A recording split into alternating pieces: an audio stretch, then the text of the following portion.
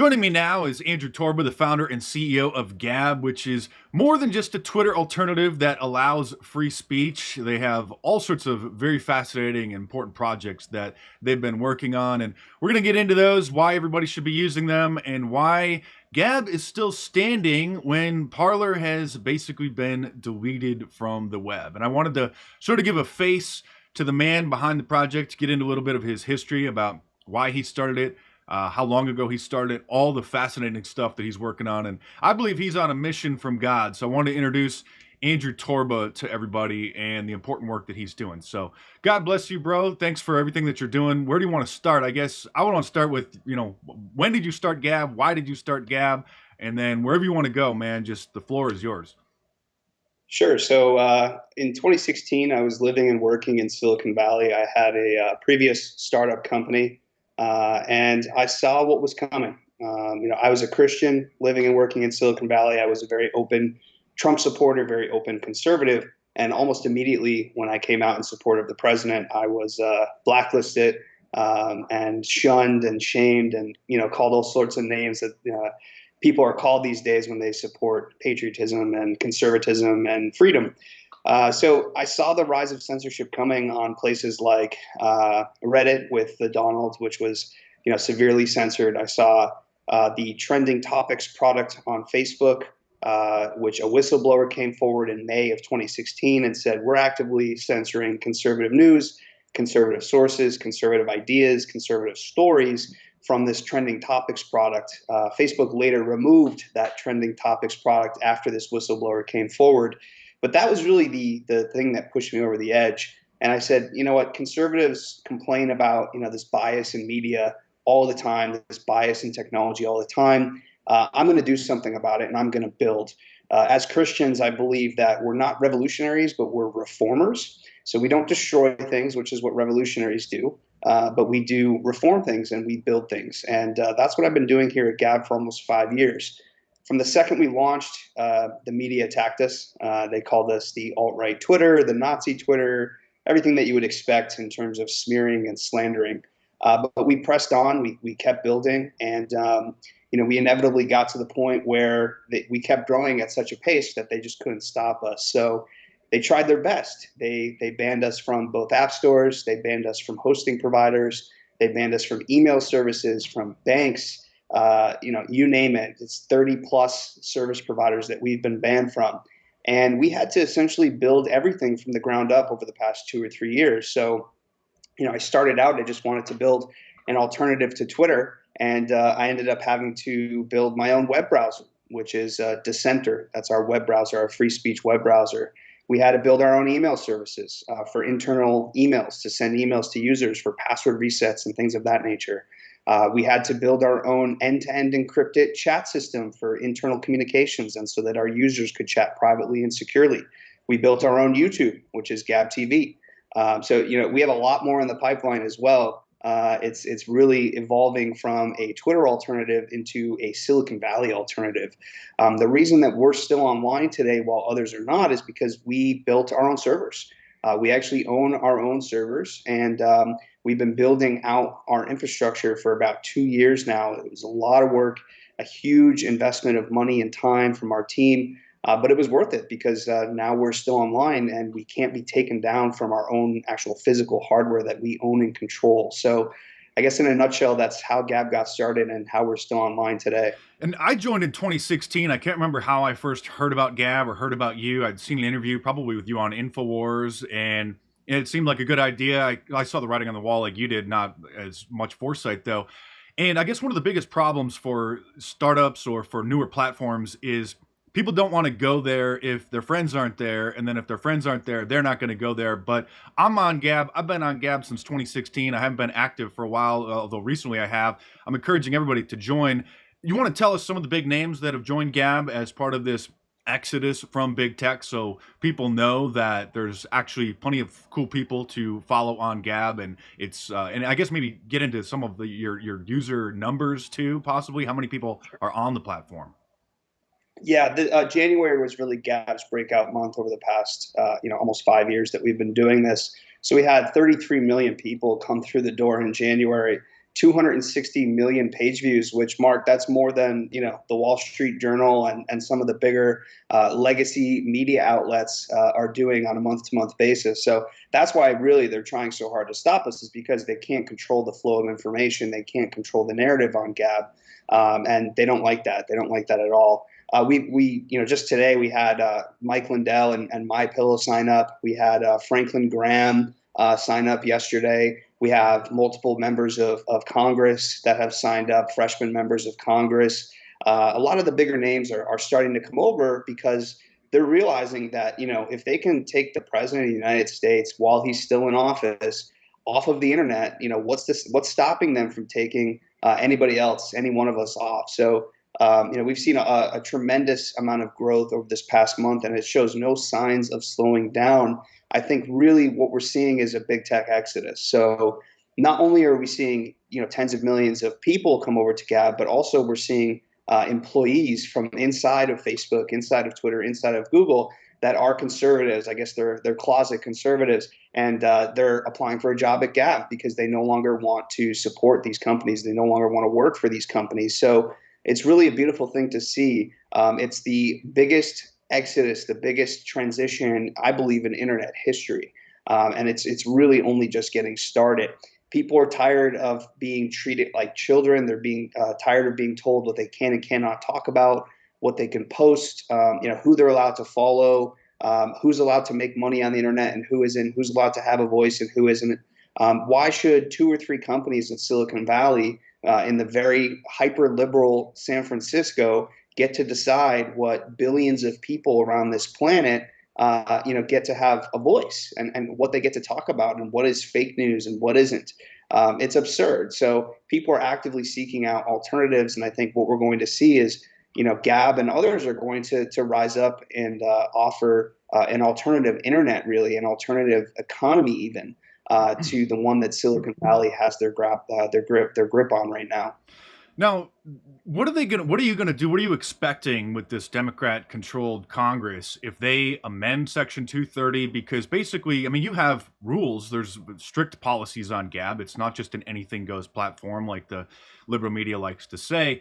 But what are you gonna do, or what can we do to counter or to prevent the Democrats from amending Section 230 to mandate that platforms remove what they claim is misinformation, which will obviously it would be a selectively enforced rule, which I believe is going to be a way for them to try to shut down alternative platforms like you, because they'll select a few posts from a few people, say that you haven't moderated it fast enough, issue huge fines, try to shut you down.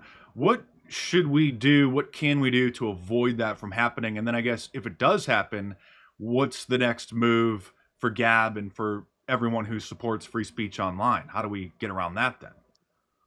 Sure. Yeah. Section 230 is very important. I think a lot of people misunderstand the importance of Section 230. Section 230, yes, it protects Facebook, it protects Twitter, but it also protects little guys like us, right? It protects us from the speech of our users. So, when Facebook and Twitter and Google are expressing their speech by fact checking or by editorializing content, that is protected by the First Amendment. But it's also, not protected if they defame somebody, for example, or if they cause public harm, for example. So there is recourse right now to go after, Facebook and Twitter for what they're doing if Section 230 was actually enforced as written. If they change it in some capacity, which is very, it's very possible, they could try to, ban, I guess, misinformation or ban hate speech. I believe that this would be a direct violation of the First Amendment. So I don't think they have really any legal standing, especially any constitutional standing, to do something like this. Will they try it? Probably. You see Facebook and Mark Zuckerberg lobbying for regulation, lobbying for reform of Section 230. Why do they want to do this? Because they want to be the entrenched monopoly. They know that smaller companies like Gab wouldn't be able to keep up with massive fines and massive regulation on behalf of the federal government.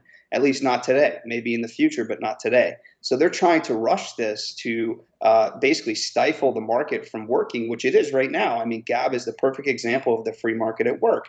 You have 33 million people that stop using Facebook, stop using Twitter, and start using Gab in a month. And I think this is really only the beginning. I think over the course of the next 12 to 18 months, we're going to see hundreds of millions of people make the transition from a Facebook, from a Twitter, from a Google to a Gab and to others who are rising in the alt tech space. They're going to do everything they can to stop us. That's really their last avenue. We've seen the ADL and others come after Gab and call for the government to basically shut us down and throw me in jail. Why? Again, because they can't control me. The ADL, the SPLC, all these activists, far left activist groups can go to Facebook, can go to Twitter, and can pressure them into basically removing content that they don't like. They know that they can't do that here at Gab. So they've gone after our hosting providers, they've gone after our payment processors, they've gone after the app stores. And you know what? They've been successful. They've lobbied all of these people to basically kick us off all these platforms, and they thought it would crush us. They thought it would ruin us. They thought that if we didn't have app stores, if we didn't have hosting providers, if we didn't have payment processors, there's no way we could survive, let alone thrive. But we've proved them wrong. So now they're at the end of their budget. They're at the end of their roadmap, which is, okay, we have no choice now but to lobby the federal government to not only shut down Gab, but to throw Andrew Torba in jail.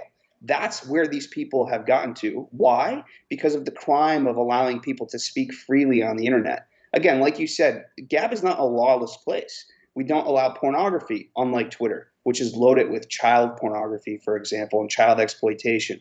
We don't allow threats of violence, unlike Facebook, which has, live stream mass murders. We don't allow spamming. We don't allow, illegal activity to go down on our site. We work regularly with law enforcement to prevent illegal activity from going on our site. And in many cases, we act in a much better capacity and act much faster than a Facebook or a Twitter or a Google.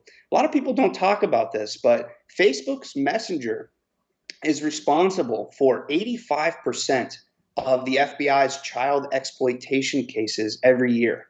So you're talking about, I think it's something like 13 to 15 million cases of child exploitation that is going on Facebook's Messenger. And nobody seems to care about this. Nobody seems to talk about this. They get a pass because they're Facebook. Not only did But they get a pass, I saw one guy who was arrested for allegedly doing that. His Facebook page is still up. So Kyle Rittenhouse's personal page, got shut down after his arrest because he's been deemed a mass murderer. You can't defend him. You can't PSR, praise, represent, or support him in any way. I got a strike. My page was demonetized because I posted a video showing that he had a first aid kit and was helping some of the protesters. So he didn't go there to Kenosha with any malicious intent. So not only is Facebook, just festered with a bunch of criminals and degenerates, one of those alleged degenerates who was arrested still has his page up. And I tweeted to, I think his name is Andy Stone, one of the communications directors or a spokesman there on Twitter, numerous times about, hey, why is this guy's page still up? But Kyle Rittenhouse, no question. So he's arrested for sending that through his messenger, but the page is still standing. That's the company that Mark Zuckerberg runs. Well, not only that, that's the company that we are allowing our personal private photos, pictures of our kids, the most intimate moments in our lives, intimate private conversations that we believe are private, even though they're not. Facebook's always watching. Why are we giving our time, our data, and our money to these companies who hate us, who want to silence us, who allow this disgusting, degenerate behavior to go on their platforms, and they don't even get a slap on the wrist? The press doesn't even talk about this. Government's doing nothing about this. There's a massive child exploitation problem on Facebook and Twitter. Nobody seems to care. Nobody in government, nobody in Congress, nobody in business. Everybody's still doing business with them and paying them ad dollars. And all these big corporate brands are over there promoting their brands across this site with all this, demonic activity going on and behind the scenes and in the shadows.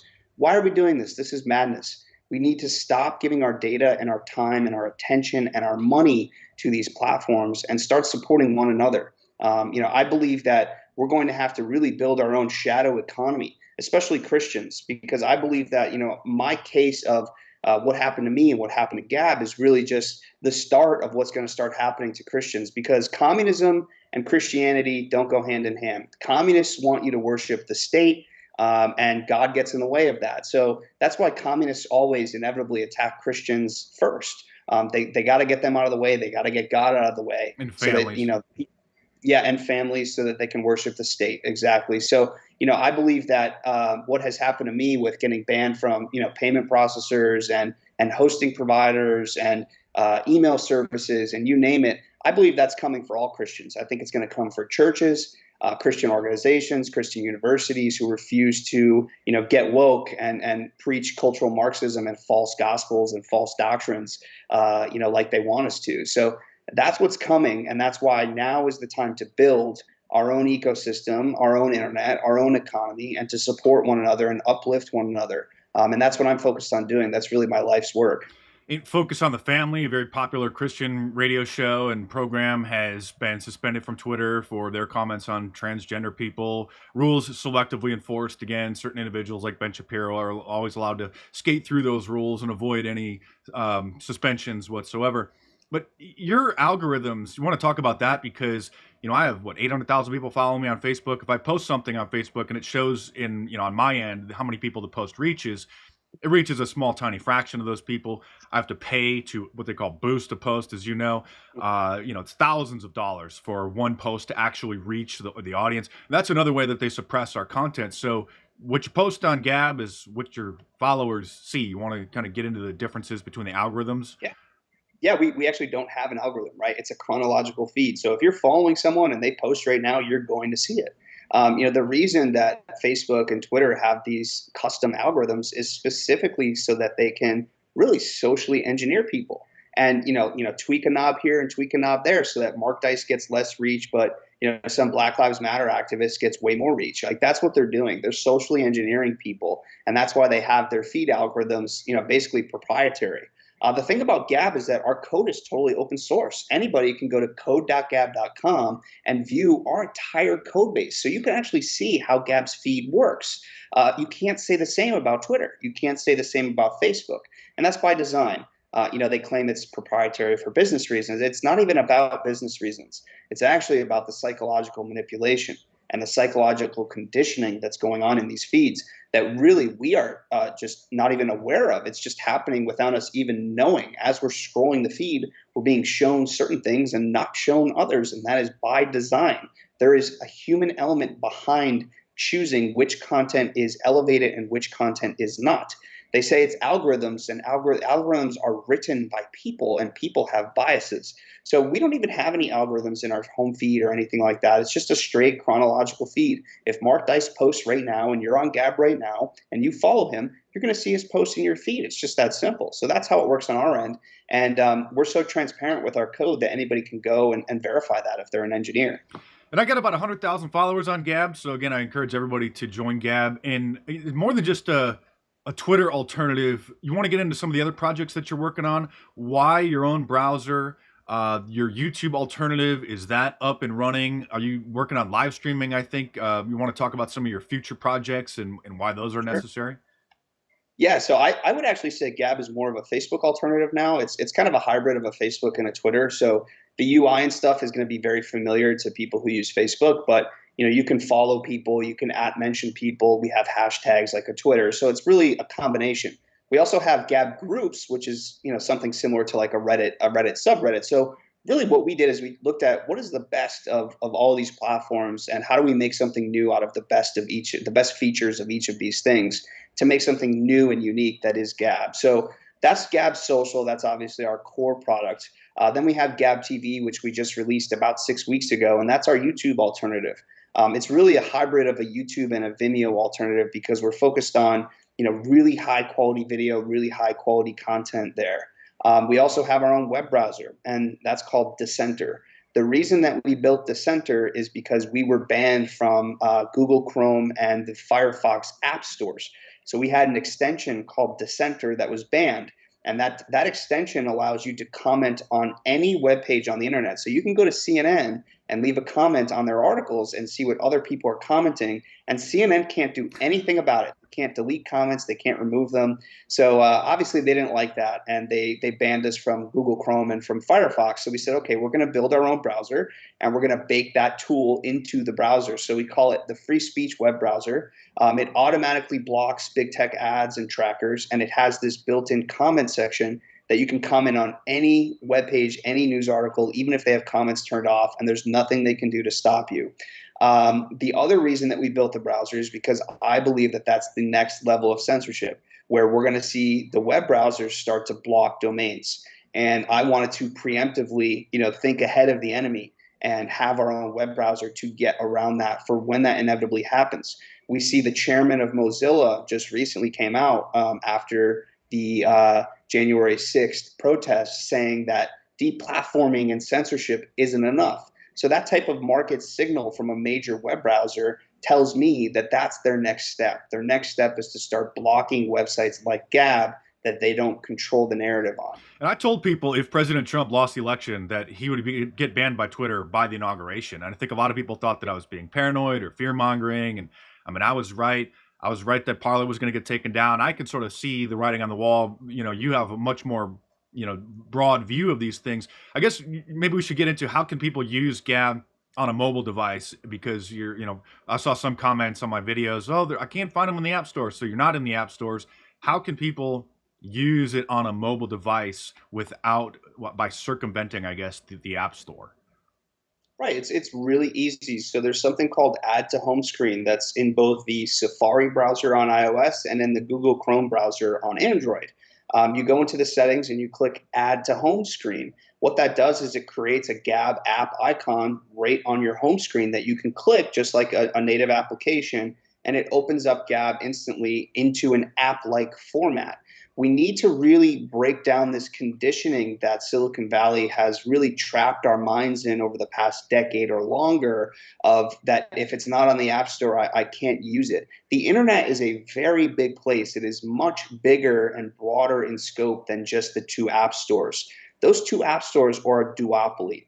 So, Apple and Google tomorrow could crush any business that is solely reliant on the app stores. Snapchat, for example, has no web app application that I know of anyway. So if Apple and Google decide tomorrow, they can tank Snapchat's entire business by removing them from the app stores. So from day one, when we launched Gab, I knew this and I fundamentally understood this. And I said, we're going to build a mobile web first company.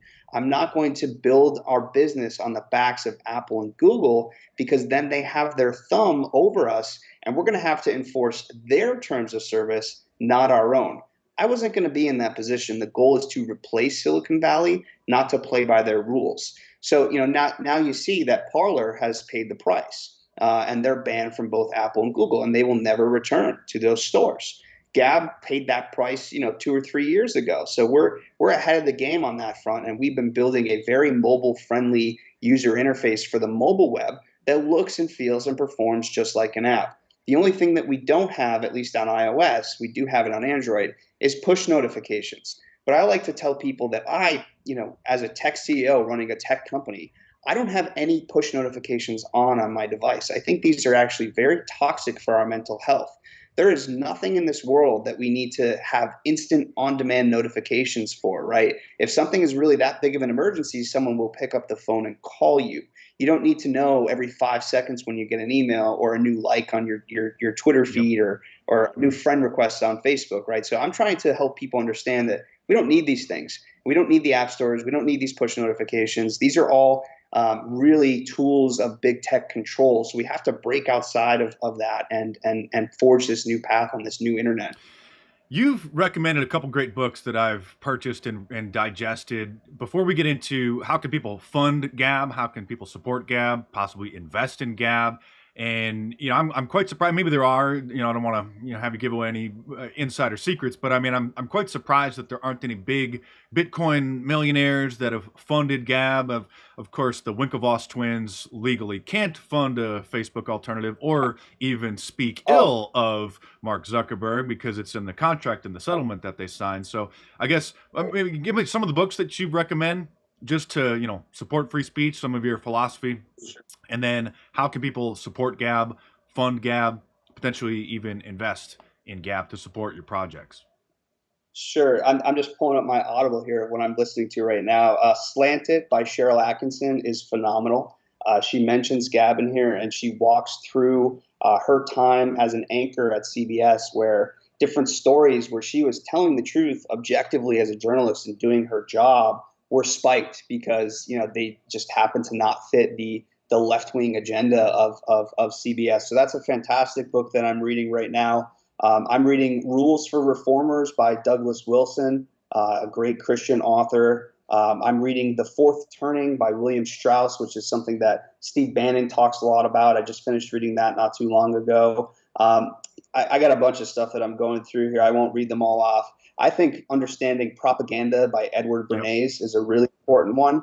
That one's about 100 years old or so, but Edward Bernays is really the father of modern propaganda and modern advertising. So, I think it's fundamental to understand how the enemy thinks and the enemy's tool sets.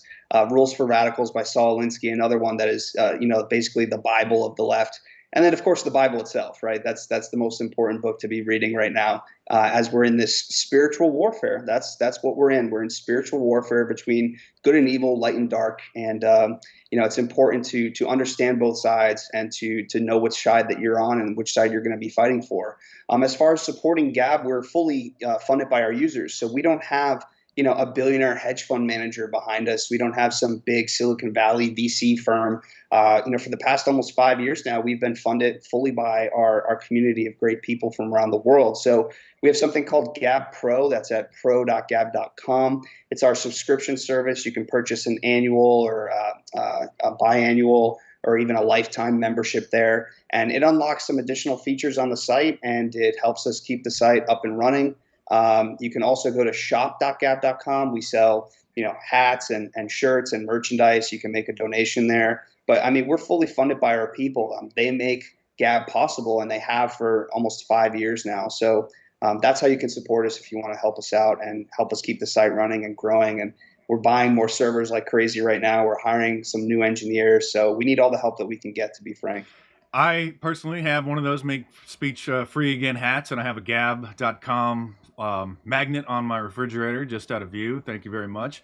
And so follow Andrew on Gab at just the letter A is you, or if anybody wants to reach out to you personally, any investors, any potential anyone who wants to work for you, how would they do that? Uh, well, my inbox is overflowing right now, so I will not give out my email because I'm about 3 weeks behind on Yeah. that alone. But just mention me on Gab at A is probably the best way to get my attention. Great. Anything else you want to add? You know, what part of your philosophy, the program? I think we covered pretty much everything. I want to just introduce you, like I said, to the audience instead of just a short little plug about go to Gab, because there's so many of these kind of little upstarts that you've never heard of again. I remember even like Peach was trending on Twitter a couple years ago, and there's all these little things. But I wanted people to know that you got a huge user base. There's a lot of people there. A couple members of Congress now. Franklin Graham is there. Billy Graham, one of my favorite preachers. So, anything else you want to say as we sort of wrap up here? Appreciate your time. Yeah, Jesus is King, and remember to speak freely. That's it. Awesome. Andrew Torba, founder and CEO of Gab, gab.com. Go up the sign over there. Follow him. Follow me, of course. I'm at Mark Dice. So thanks again for your time, bro, and we'll keep in touch, and God bless. Thank you.